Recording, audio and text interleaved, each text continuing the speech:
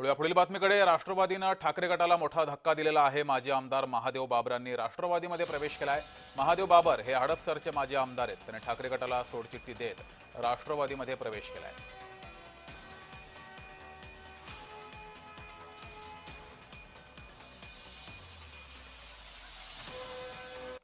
सांगली जिल्हा, नांदेड जिल्हा, हिंगोली जिल्हा, अशा रत्नागिरी जिल्हा, अशा वेगवेगळ्या जिल्ह्यातून, तिथल्या वेगवेगळ्या तालुक्यातून अनेक लोक राष्ट्रवादी काँग्रेस पक्षामध्ये त्यांनी प्रवेश केला आणि आपलं नेतृत्व ज्या पद्धतीने जनमानसामध्ये पुन्हा एकदा प्रचंड ताकदीने शक्तीने काम करण्याचा समर्पित पद्धतीने प्रयत्न करत आहे, त्याच्यामुळे आज पक्षप्रवेशाची संख्या दिवसेंदिवस प्रचंड प्रमाणावरती वाढीला लागते।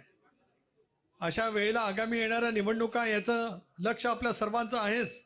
सर्व सहकार्यांना सोबत घेत आपली यशस्वीपणाची वाटचाल पुढच्या कालावधीमध्ये करायची आहे।